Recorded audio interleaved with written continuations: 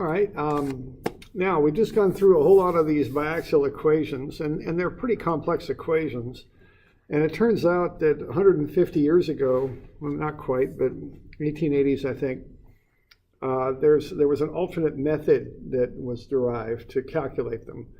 And I think the reason is that these equations that we're using are pretty complex, as you can see there on that slide.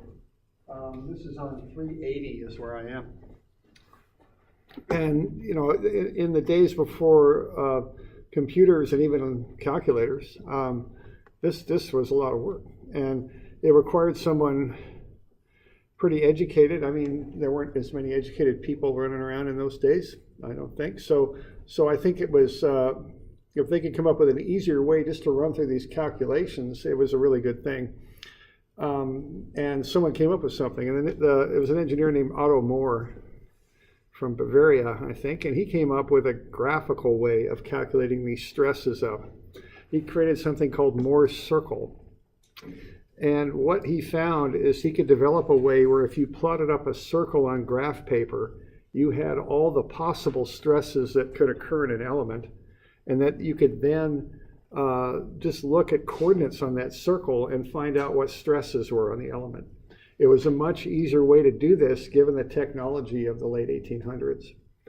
Now, what happened is a lot of this theory got developed in that time into the early 1900s.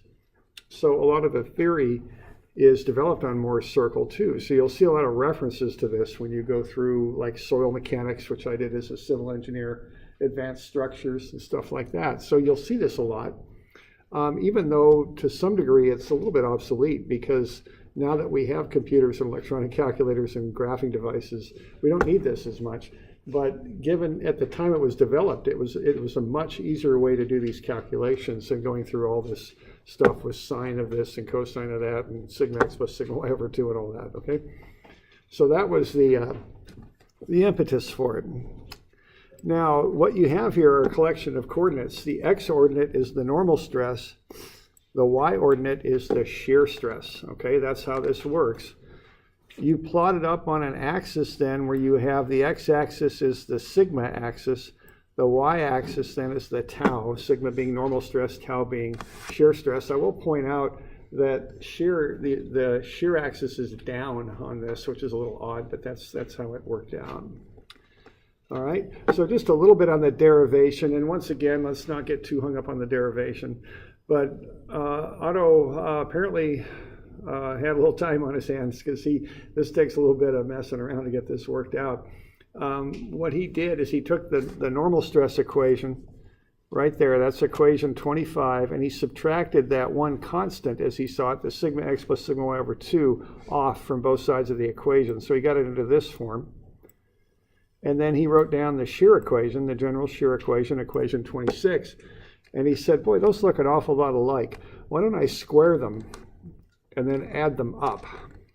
And that might seem like a crazy thing to do because those are already pretty complicated equations. But what happens when you square them, the left-hand sides just kind of square out, but the right-hand sides, you FOIL them out. So what you get here is sigma x minus sigma y over 2 squared times cosine squared 2 theta plus 2 times this whole business here, okay, which I won't even repeat, and then plus tau xy squared sine squared 2 theta. And when you square the shear equation, you get sigma x minus sigma y over 2 squared times sine squared 2 theta minus 2 times this whole collection of terms plus tau xy squared cosine squared 2 theta. Well, what happens then if you add these two squares up? On the left, it's a little gnarly there. You know, you got a few things going on. You got sigma x1, which is kind of a variable. That's the x-ordinate of this circle we're going to develop, minus sigma x plus sigma y over 2 squared. You could think of that as being a constant there, the sigma x plus sigma y over 2, plus tau x1 y1 squared. That's the y-ordinate. Now what happens here is this stuff in the middle, you got a plus 2 times all that stuff and a minus 2 times all that stuff. Now notice the sines are in different spots and so are the cosines, but that all kind of comes out in the wash when you multiply it together. Those are identical terms. One's plus 2, the other's minus 2, so that goes away, all right? And then here you got sigma x minus sigma y over 2 squared times cosine squared 2 theta. And here you got the same thing times sine squared 2 theta. Well, cosine squared plus sine squared is 1. And the same thing happens over here. So this right-hand side gets simplified considerably when you do this. It takes a bit of messing around to get there. But when you finish up, you've got a pretty simple expression right there. And what Mohr noticed is that's the equation of a circle. All right. So sigma x1 is the x-ordinate. Sigma minus sigma x plus sigma y over 2, that's a constant. That's squared. Tau x1, y1 is the y-ordinate. So that's a x squared plus y squared, see, equals this constant right here, which if you take the square root of it, it's the radius. Okay. So once you go through all that derivation, you get to a fairly simple result. Sigma x1 is the x-ordinate. There's a constant on the x-ordinate there, sigma x plus sigma y over 2. Tau x1, y1 is the y-ordinate, no constant there, and then the radius is that square root, which you might recognize from the equation 28 and 29. It's the same radical there. All right. So if you take all that data up and you plot it, what you're going to get is a circle, and that is a collection of xy coordinates that represent every possible state of stress in that element. All right. So if you're going to plot this thing up, let's kind of put ourselves back in the 1800s. What we're going to do is see we've already got two of the coordinates right in front of us. Sigma x and tau xy is one coordinate. Sigma y and tau yx is the other. Okay, so we call those coordinates A and B. Now, if you'll notice on the element, those are two planes that are 90 degrees apart. But the circle, Mohr's circle, is based on the equations that uses 2 theta angles. So points A and B on the circle are actually twice 90. They're 180 degrees apart, which means they're a diameter of the circle. So the center of those of A and B gets you the center of the circle. So what you can do now is plot up points A, B, and C. And if you're back, and C is the midpoint of AB, which is a diameter, see? So you can plot up points A, B, and C on graph paper, put the needle of a compass into C, put the lead on either A and B, and spin a circle, and you've got every state of stress that could happen in that element, see? Pretty quick. So it's really pretty slick what this fella came up with, okay? Now, it's based on old technology. It's based on not being able to run those equations very easily, but it's a pretty slick piece of work here. So if you're back in the 1800s, what you're going to do, you're going to plot up the states of stress for the x and y planes, which are point A and B. You're going to find the midpoint, put the needle of your compass in there, and spin a circle. Okay. Now, right away, when you've done that, on your graph paper, the cardinal points of the circle are the max and min stresses right off the bat. See, you've got the design stresses as soon as you draw the circle. The far right of the circle is the maximum stress. The far left is the minimum normal stress, okay? So you got the maximum normal stresses on the right and the left cardinal points, and you got the maximum shear stresses in plane anyway on the vertical plane, on the vertical, on the top and the bottom of the circle, okay? And if you plot it all up to scale on graph paper, you can just read the stuff off graph paper, okay? Now, those aren't going to be exact perfect answers, but if you're building bridges in the 1800s, who cares, man? I mean, you're using, safety factors of 1.5 or 2 anyway, so who cares? It's close enough. And off you go. See, much simpler than doing all this stuff with a slide rule or something, okay? That was the idea, I think, of this originally, okay? Now, you can do more with this, and let's kind of look at an example. And let's go old school. Let's do this 1800 style, okay? Then we'll come back and do it the modern way. So I'm on page 390 is where I'm at. So let's run through this, and let's do it like it's 1890 or something. And this is the same example we've been working with, the same numbers. So we're going to have the same initial bit. Okay, it's formatted just slightly differently, but it's the same sort of thing. So what I want to do is find sigma and tau, the normal stress and the shear stress for points A, B, and C. A is the x plane, B is the y plane, C is the middle.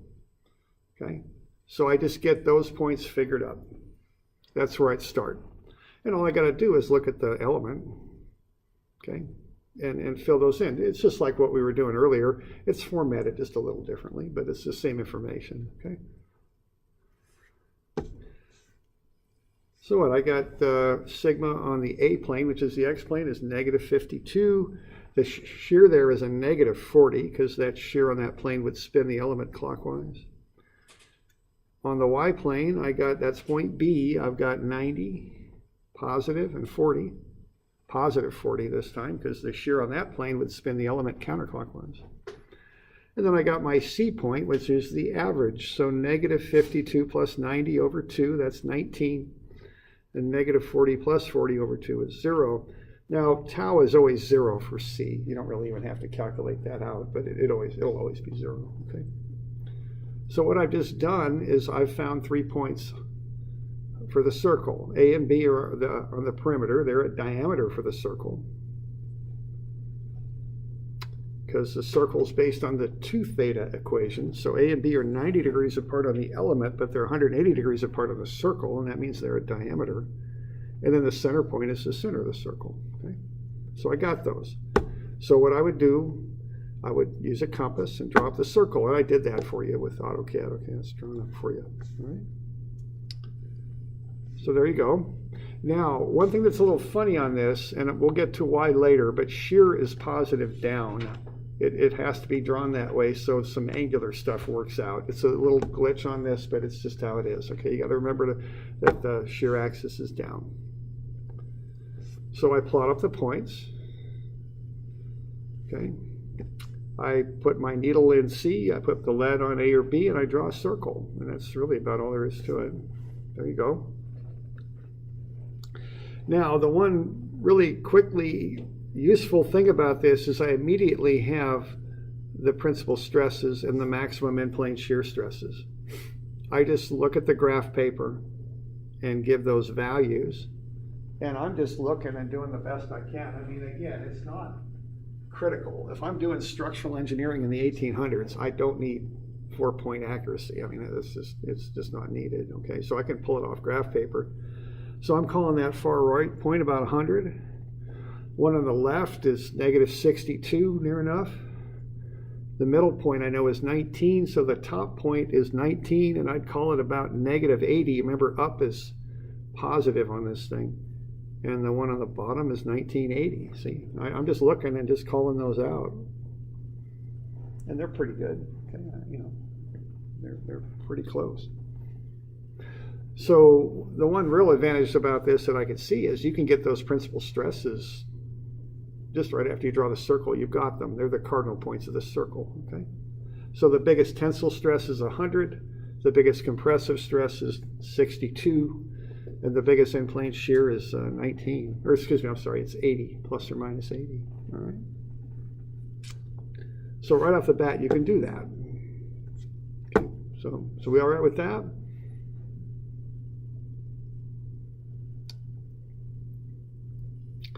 But you can do more with this, okay?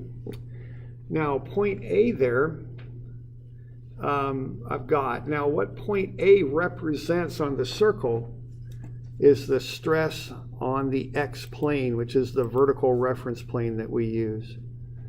And that point A is wherever the heck it is. It's right about there. I can take a protractor and lay that on there, and I can measure the angle from A to the point on the circle where sigma 1 is, the principal stress. See, I can just measure that with a protractor. Again, it's not perfect, but it's okay. And it looks to me like just a bit more than 30. I could call it 30 degrees near enough, okay? And I'm measuring that counterclockwise. So what I'm doing here is I'm coming from the point that represents the vertical reference plane, and I'm going 30 degrees over. And that gets me to the plane where sigma 1 is, the principal plane where sigma 1 is.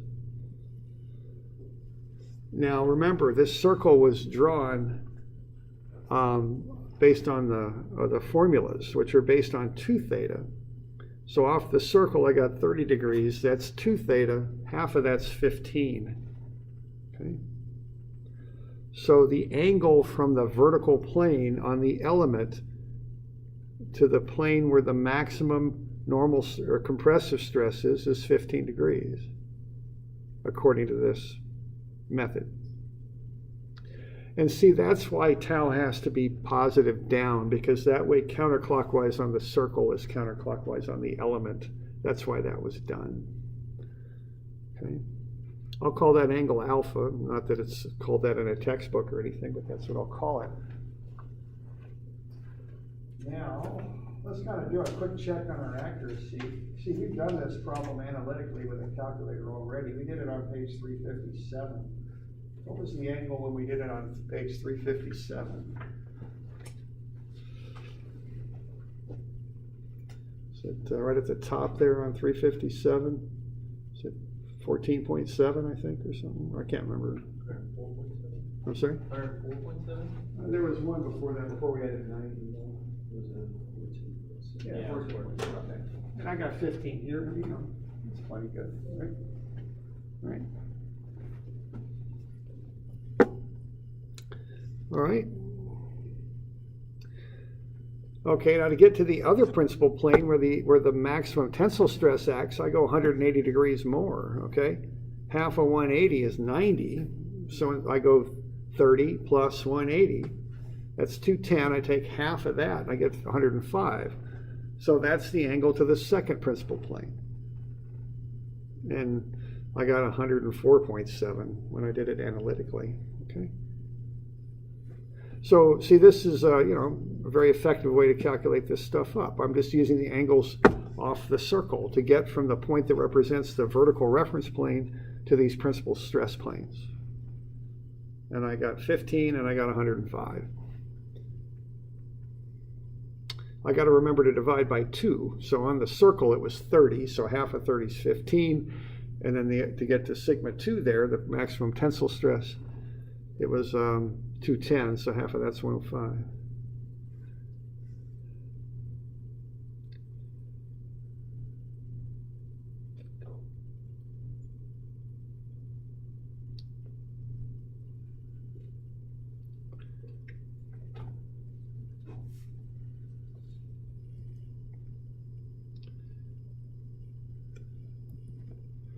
All right.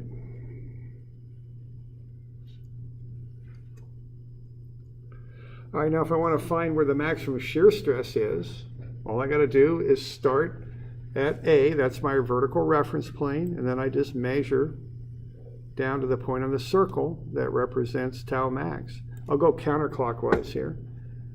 So that's going to be the 30 plus 90 more, that's 120. Half of that's 60, okay?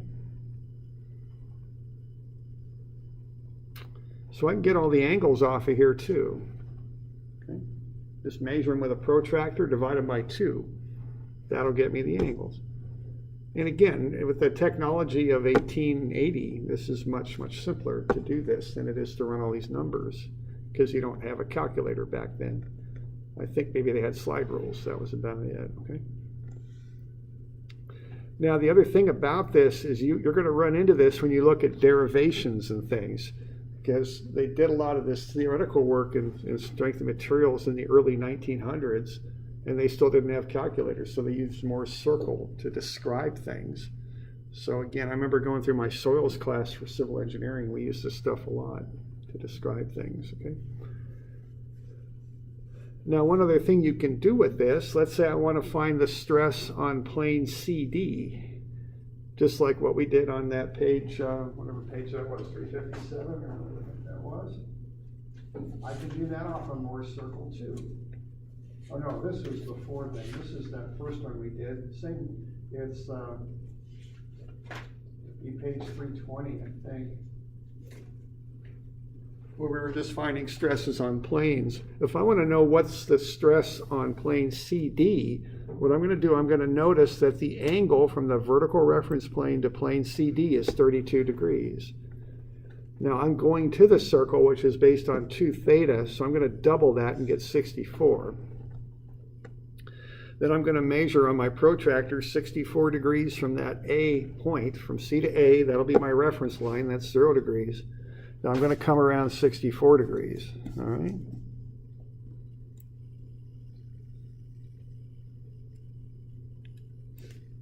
Right there, so that'll be 64, and then I'll mark the point on the circle. And what I'll do is I'll find the coordinate of that point. The coordinate on of that point will give me the normal stress and shear stress at 64 degrees on plane CD. Okay, so I'll just look at that, and again, I'm just estimating. You know, it's not like I have some magic ability to do this any better than anybody else, but I got negative 48, because that's negative x, about 48, and in the y direction, I got about 46, positive being down. Okay. So that's the state of stress on plane CD. It's got a normal stress of 48 and a shear stress of 40, a normal stress of negative 48, a shear stress of positive 46. Okay. I don't know how well that corresponds to what we did on page 320. I'm not sure, how that all came out, but I would guess that that's pretty close to what we did when we did it analytically.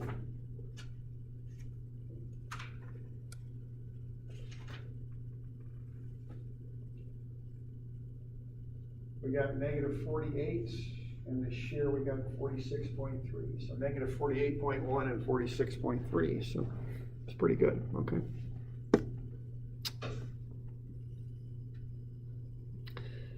Now, if I want to know the state of stress on plane DE, that's 90 degrees off of CD, which is double that. That's 180 degrees off the circle, on the circle, because this circle is based on angles of 2 theta. So I just take that line that I drew and I just shoot it back the other direction and find the coordinate of the point out there. So I just take that line and just project it back. That's 180 degrees right there, which is twice 90, see? Because the actual angle on the element is 90. I double it and get 180. It's 180. That's 90 times 2. So what that is. Okay. And I can pull those, and again, I'm just guessing. I got 86 and minus 46, and those are pretty darn close to what I got doing it analytically with a calculator. Okay. So you can find any state of stress you want using this method. It's kind of, in some ways, it's quicker and easier, especially on the principal stresses. Okay.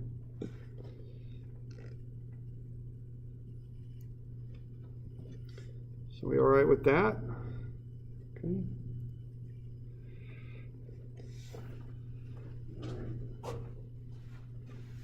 Now, that's the part of this that to me kind of makes sense, up to whenever calculators came out, which late 70s, right in there. This was a good way to do stuff. Now, what happened though was they kind of went overboard on this. They started applying calculations to Mohrs circle. Instead of just graphing it up and looking at it and using a protractor to get it really exact, you calculate it. You base the calculations on right triangles with the radius of the circle being a hypotenuse, and then you use trig and calculate the two sides. It's kind of how it goes. It's a little bit redundant though, because you could just as well use the equations, I think, if you're going to do all that. But it's just a pretty standard drill, and you'll see this in textbooks. You'll see it a lot, so we got to go through it. And when you do this stuff for homework, I want you to use a calculator, because that's how it's done in the modern world. Okay. So let's have a look. Tell you what though, we've got on page 390, we've got a little thing to fill in, and let's see if we can do that. And let's see if we can fill in all of those little answer blocks there. You should just take a minute there and see what you can do with that. Okay, the top row are the normal and shear stresses on CD and DE. We found those just a little while ago when we measured that 32 degrees and doubled it for 64 and got the coordinates and then shot it back the other way. I don't know if you wrote all that down. Why don't I just show you what I got here? That might be easier. Okay, so the normal stress on CD is negative 48 and the shear stress on CD is 46. The normal stress on DE is 86 and the shear stress is negative 46. And why don't I show you that? I'm just trying to think the best way to do this is.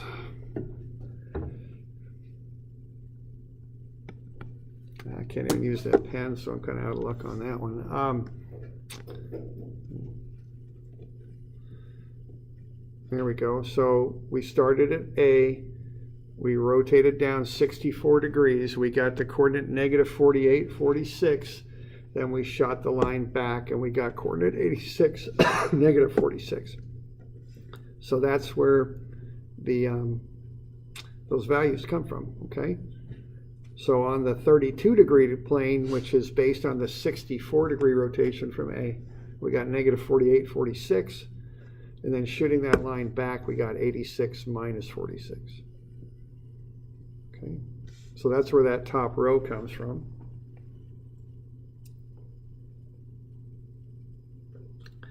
Now the maximum and minimum principal stresses are kind of a misnomer. I mean, you could just as well switch these, and it might make more sense to switch them. Really, the terms maximum and minimum don't have a whole lot of meaning to me. There's the most positive and most negative is kind of how I think about it. Okay, so you could switch them, but if you do, you should switch the angles as well, okay? So what we did there was we rotated right in there and got to that first principal stress, and that was negative 62 over there on the left.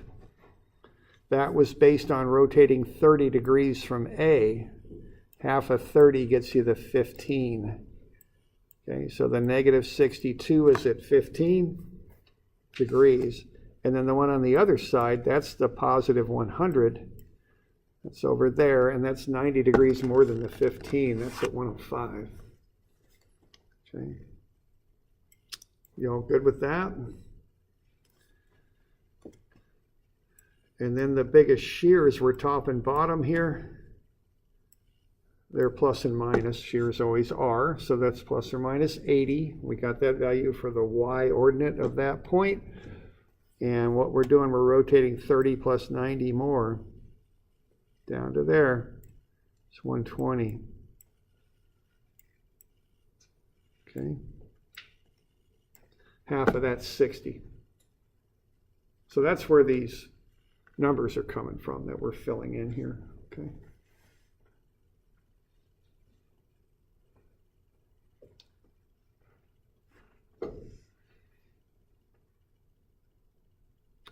We're good with that?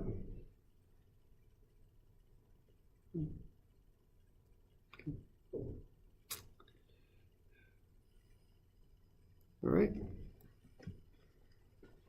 So why don't we do this with trig now? So we're going to do the same thing, but we're going to do it trigonometrically. And a lot of this will be the same. It's just we're going to be more precise and analytic about how we find these coordinates. We're going to base them on right triangles. Now the thing starts the exact same way. We got points A and B. We fill in sigma and tau for those. We find the center point, 90 minus 52 over 2. It's 19. 40 minus 40 over 2 is 0. So that gets us the points on the perimeter, which make up a diameter, A and B. And we got point C, and that's the center point. Okay. So that gets us the beginnings of making the circle. So this is the exact same thing that we did on the previous page. Nothing different. Same numbers, same everything.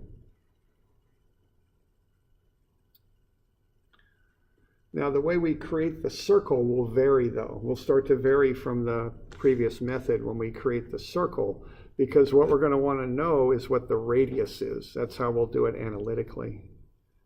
Okay. So what I'm going to do is I'm going to start at that center point, plot up A and B. But now what I'm going to want to do is figure out what the radius is, okay? Because CA and CB are radii. And the way I'm going to do that is I'm going to use right triangles. Normally I go from C to A. What I got there. Okay. So what I'm going to do is I'm going to go from C to A. I'm going to find the two sides of that triangle. The radius makes up the hypotenuse. So I got minus 52 plus 90 over 2. So that's 19, and then negative 40 plus 40 over 2. That's the center. That's at 19, 0.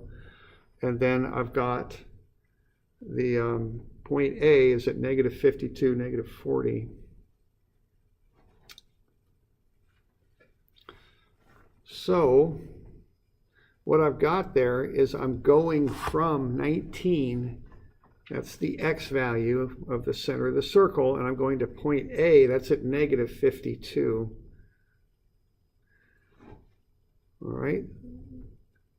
So 19 minus a negative 52 is 71. That's where that value right there comes from. It's 19 minus a negative 52. And that gets me the base of that triangle there that I'm building.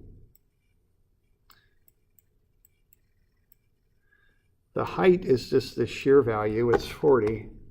Now I'm not messing around with signs on that, okay? I just want values. I'm just making a circle or a triangle. I don't care whether they're positive or negative. I just want the sides of the triangle. Okay, I can get that pretty easy, the 40 and the 72, and then I can use a little bit of trigonometry here. I can find the radius, which is the hypotenuse. Square root of sum of the squares gets me the radius. It's 81.5. And I can also find that angle that I'm calling alpha by taking 40 over 71 and taking an arctangent of it, and that gets me 29.4. Okay, so I've got that triangle pretty well figured out now. I know both sides. I know the radius, which is the hypotenuse, and I know the angle. Okay. So what I've got now is I got the center point and the radius, and I also have this starting angle up to point A. So, I'm in pretty good shape as far as knowing what's going on here, okay? So that's A, and that's C.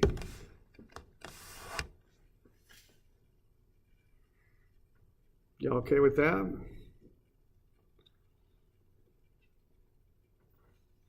Now, once I've got that, I've got the center point and I got the radius, so I can figure out the 4 cardinal points of the circle now. I'm not picking them off graph paper. What I'm going to do, I'm going to take the center point and add and subtract the radius, and I'll get all 4 of those cardinal points. See? And those are the principal stresses, and the maximum end-plane shear stress is what those are. Okay. So if I want to find the principal stresses, what I'm going to do is add and subtract the radius from the center point. So sigma 1 is 19 minus 81.5, that's negative 62.5. And sigma 2 is 19 plus 81.5, that's 100.5. Tau max is plus or minus the radius, up and down from that center point. Sigma average is the value of C, the x value, 19. Okay. So once you have that radius based on points C and A, you can figure out all the principal stresses just by adding and subtracting it from the ordinate of the center. Okay.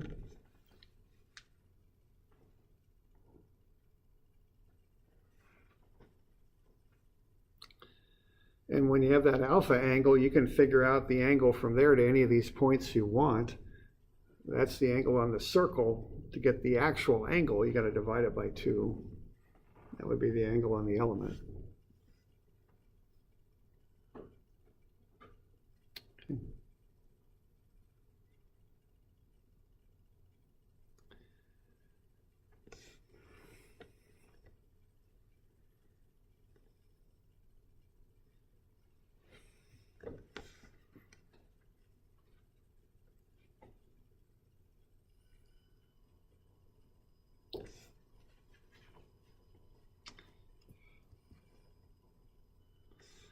So the angle to sigma 1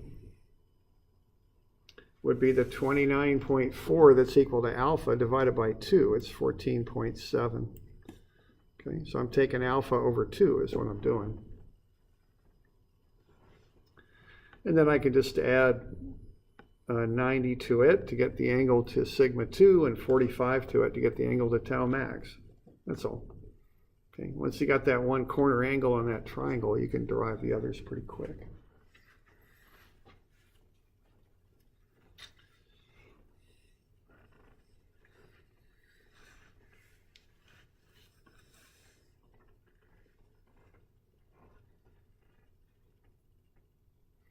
So we all right with that? Any questions on that?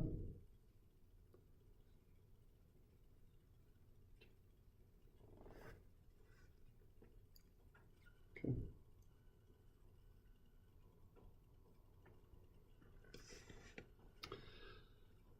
All right, now the next thing we might like to do would be to find the stresses on CD, okay?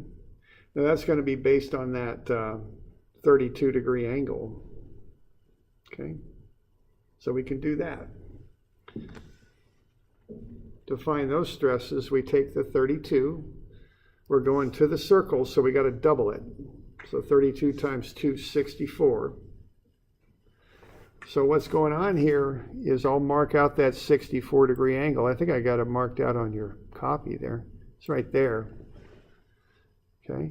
And then I'm going to use that lower triangle now to figure out the coordinate of that point. See, that coordinate of that point is the stress on CD.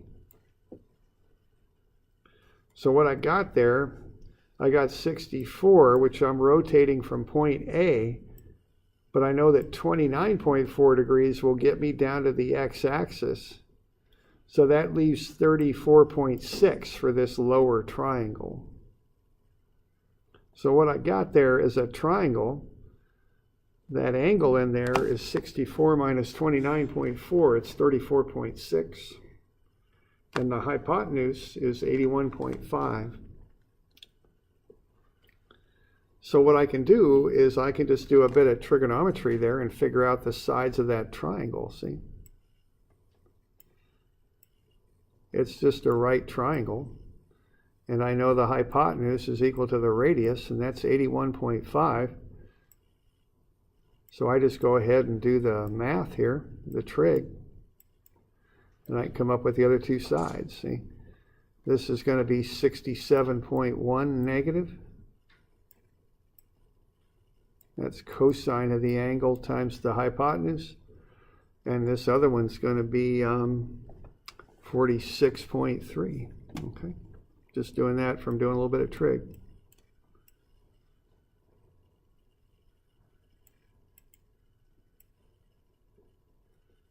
Okay, right there, and my pen's a little bit hard to work with, but there you go. Now, the thing to remember, though, is that center point is not 0, 0. That center point is 19, okay, comma 0 is what it is. So if I want to find the ordinate of that point, the x-ordinate, I got to take 19 minus the top part of that triangle, minus 67.1. That'll get me negative 48.1.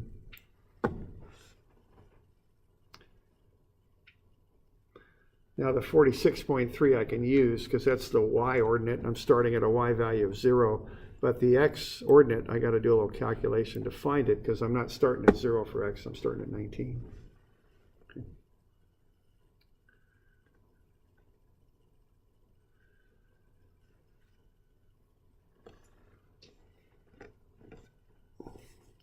And then I can shoot that line to the other side and make another triangle to find the state of stress on plane DE. 90 degrees on the element is 180 degrees on the circle. So I can just shoot over and find that one to find what's going on DE. So that's how I would finish this up. Okay.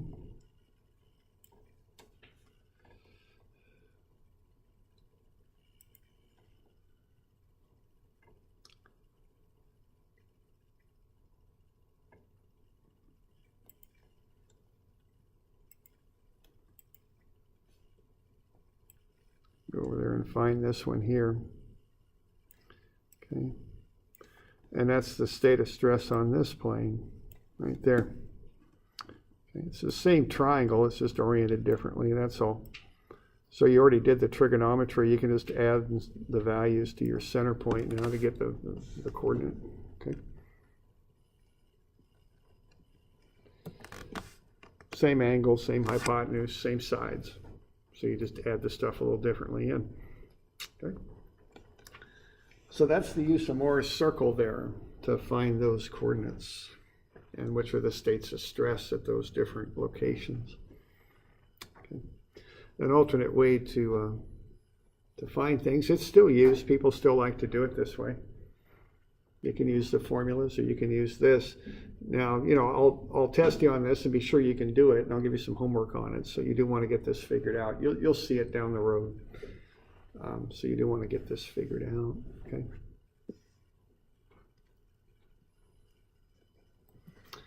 All right, we good with that? A lot of information here today. We'll go over it some more on Wednesday. But now I'm thinking we'll have our midterm a week from Wednesday. So, I don't know, would that be February, of course. Is that the 6th, maybe? I think it's the 6th. Okay. All right. So those of you online will figure out a time when you can come in for the test. Okay. All right. So let's get you some things to do here.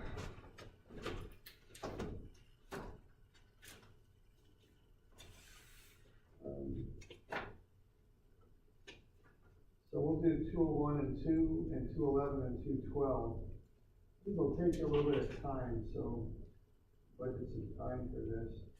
So 201 and 2 and 211 and 212. These will be due Friday.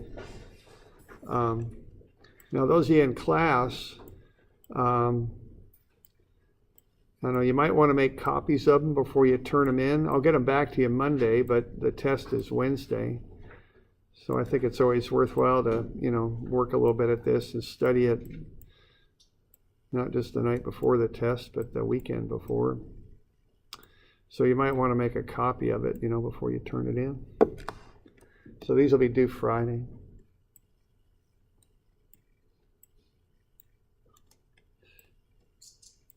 Oh, I got one other thing here. We got just a minute or two, so why don't I show you one other thing, but let's